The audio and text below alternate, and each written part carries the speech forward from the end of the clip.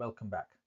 This video is going to be a little longer than previous videos because I'm using 3 examples to expand upon the concept of shadow policies, so just a heads up. Throughout the previous videos, we explored policy and governance at the macro, meso, and micro levels. We examined how governments establish direction, how organizations coordinate implementation, and how educators, students, and communities experience policy in practice. At first glance, it may seem that educational systems can be fully understood by studying formal policies, regulations, procedures, and governance structures, but HEPGA encourages us to look deeper. As this slide suggests, formal policy is not the whole story. Many of the decisions, behaviors, and outcomes we observe in educational settings cannot be explained by official policies alone. Across all 3 levels of the system, there are influences that operate outside formal policy documents. These influences may not be written down, but they still shape how decisions are made and how policies are enacted. Examples of this can include informal practices, unwritten rules, personal relationships, organizational norms, and broader cultural expectations. These influences often exist in the background, but they can have a significant impact on educational practice. This is why the shadow beneath the 3 levels is important. It reminds us that every formal system is accompanied by informal processes that influence what actually happens in practice. Sometimes these informal influences support formal policy, at other times they may modify, reinterpret, or even contradict official expectations. The key message is that understanding educational policy requires more than reading policy documents. We must also pay attention to the informal forces that shape decision-making across macro, meso, and micro levels. In the previous slide, we learned that formal policy is not the whole story. Educational systems are influenced not only by official policies and procedures, but also by informal forces that shape how decisions are made and enacted. HEPGA refers to these informal influences as shadow policies. Shadow policies are not written policy documents. They do not appear in legislation, regulations, strategic plans, or official manuals. But they can have a powerful influence on behavior and decision making. As shown on the left side of the slide, formal policy is visible. It includes written rules, official procedures, and formal authority structures that are publicly recognized and documented. However, alongside every formal policy system, there are often informal influences operating in the background. These influences are represented on the right side of the slide. They include relationships, informal expectations, unwritten practices, and personal or professional networks. These influences often shape how people interpret policies, how decisions are made, and how actions are carried out in practice. In some cases, they may even reinforce formal policy. In other cases, they may alter, bypass, or reshape what formal policy was intended to achieve. It is important to understand that shadow policies are not necessarily negative. They're simply informal influences that operate alongside formal policy. Some shadow policies can help organizations function more effectively, while others may create inconsistencies, exclusions, or unintended consequences. This is why HEPGA encourages us to study both what is formally documented and what happens informally behind the scenes. Looking at only the formal policy often provides an incomplete picture of how educational systems actually operate.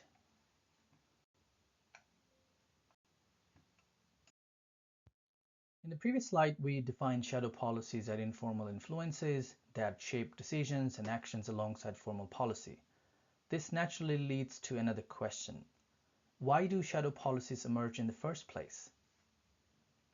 The simple answer is that formal policy alone cannot guide every decision or situation. Educational systems are complex, dynamic, and constantly changing. As a result, people often rely on informal practices and relationships to navigate everyday challenges.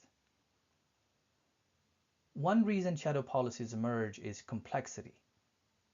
Real-world situations are often more complicated than policy documents can anticipate. No policy can predict every circumstance that educators, leaders, or organizations may encounter. A second reason is ambiguity. Policies are frequently open to interpretation. When policy language is broad or unclear, people must use their own understanding to decide how to act. Shadow policies also emerge because of practical needs. People often need immediate and workable solutions to problems, even when formal guidance is limited or unavailable. Relationships and trust play an important role as well. In many organizations, people rely on trusted colleagues, informal networks, and established relationships to get things done. These relationships often influence decision-making as much as formal procedures. Professional judgment is another important factor. Educators and leaders regularly make decisions based on their expertise, and understanding of local contexts. Not every decision can be dictated by policy. Finally, culture and norms influence what people see as appropriate, acceptable, or expected behavior. Over time, shared understandings and routines can become powerful guides for action, even when they are never formally written down. The key takeaway is that shadow policies and informal governance emerge because educational systems are too complex for formal policy alone to govern every situation. In the next slide, we will examine how shadow policies operate across the macro, meso, and micro levels and explore examples of what they look like in real educational contexts. Let's now look at a concrete example of shadow policy and governance from my research on immigrant integration. This particular study examined how South Asian immigrant families in Canada accessed information, support, and settlement resources during their integration journeys. At first glance, the formal system appears straightforward. Governments and settlement agencies provide programs, services, information portals, and official procedures designed to support newcomers. These represent the visible policy system shown on the left side of the slide. But as you can see, the research revealed that many immigrants also relied heavily on informal networks operating alongside these formal structures. These included ethnic organizations, religious institutions, community leaders, family networks, and digital platforms such as WhatsApp and Facebook groups. These networks often became trusted sources of information and guidance. They helped newcomers navigate housing, employment, education, language learning, and access to services. In many cases, support flowed through these informal channels before individuals engaged with formal institutions. This does not mean that formal policies were unimportant. Rather, the findings showed that formal policy and informal systems operated simultaneously. Community networks frequently filled gaps created by delays, complexity, unfamiliarity with services, or culturally specific needs. From a HEPGA perspective, these community networks can be understood as a form of shadow governance. They influenced decisions, shaped access to resources, and affected integration outcomes despite not being formally recognized within policy frameworks. What we can understand from this example is that immigrant integration was shaped not only by official policies and settlement programs, but also by informal community networks that operated alongside them. Without examining these shadow influences, our understanding of integration would remain incomplete. So this example demonstrates why HEPGA encourages us to look beyond formal structures and pay attention to the informal relationships and networks that shape outcomes in practice.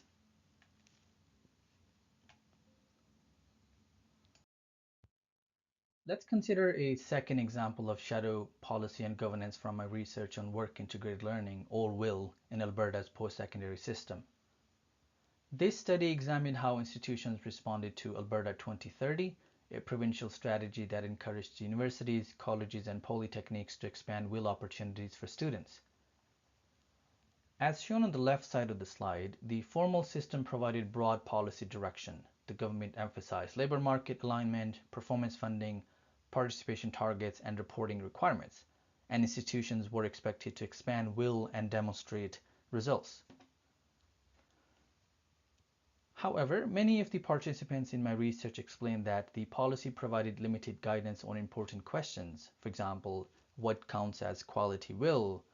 How should programs be designed? How should institutions respond to different learner needs? And how should these initiatives be resourced? These policy gaps created space for shadow governance to emerge. Rather than waiting for additional direction, leaders and practitioners developed informal ways of supporting implementation. As shown on the left side of the slide, institutions relied on practitioner networks, peer mentoring, shared templates, professional judgment, and local adaptations. Leaders regularly exchanged ideas, resources, and solutions through informal relationships that existed beyond formal policy structures.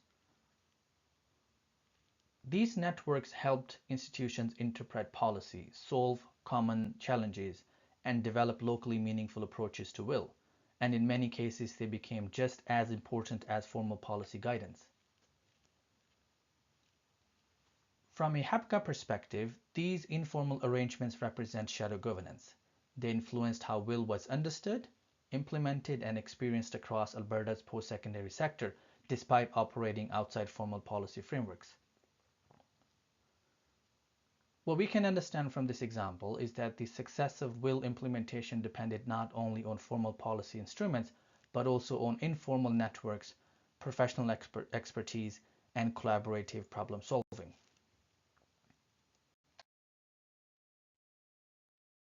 Our final example comes from a study of K-12 teachers and how they experience policy in everyday school life. This is an ongoing study, but what I've found so far is that schools are governed not only by formal policies, but also by informal practices that emerge when policies are unclear, contradictory, or difficult to implement. On the left side of the slide, we see examples of the formal system. Schools operate under policies related to inclusion, accountability, procedures, and learning expectations. These policies establish what schools are expected to do and what outcomes they're expected to achieve. However, teachers repeatedly described gaps between policy expectations and the realities of practice. For example, policies often call for inclusion of all students, but provide limited guidance about what that looks like in specific situations. Similarly, schools may face resource shortages while still being expected to meet ambitious policy goals. These gaps create space for shadow governance. As shown on the left side of the slide, teachers, principals, and parents frequently make informal decisions that shape how policy is enacted. So in this situation, teachers adapt expectations, principals interpret policies differently across schools, parents advocate for additional support, and staff develop informal workarounds to help students succeed. Another important finding from my research was the role of emotional labor. Many teachers described absorbing stress, solving problems, and providing additional support beyond their formal responsibilities in order to keep schools functioning effectively. From a HEPGA perspective, these practices represent shadow governance. They're not formally documented in policy, but they influence how educational decisions are made and how students experience schooling. What we can understand from this example is that schools function through a combination of formal policy and informal practice.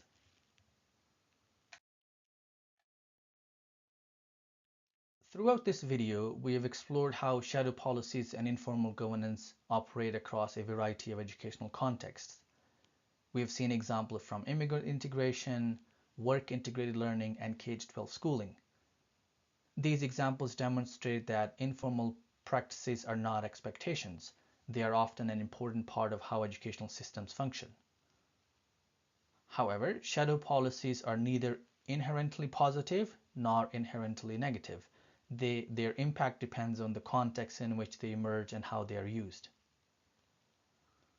As shown on the left side of the slide, shadow policies can create important opportunities. They can provide flexibility when formal policies are too rigid. They can support rapid responses to emerging challenges. They can encourage innovation and allow educators and leaders to develop context-specific solutions, and they can help organizations respond to human needs that formal policies may overlook. But at the same time, shadow policies also carry significant risks. Because they operate informally, they can lead to inconsistency across organizations, schools, or classrooms. They may create gatekeeping mechanisms in which access depends on relationships, networks, or advocacy skills. They can make important decisions less visible and more difficult to scrutinize. And they can reduce accountability by blurring responsibility for outcomes. This is why HEPGA does not view shadow policies as simply good or bad. Instead, it treats them as an important part of the policy governance landscape that must be understood, analyzed, and critically examined. The key takeaway from this video is that shadow policies and informal practices can both strengthen and weaken educational systems. In the next video, we will bring all of these components together and revisit HEPGA as a holistic systems framework.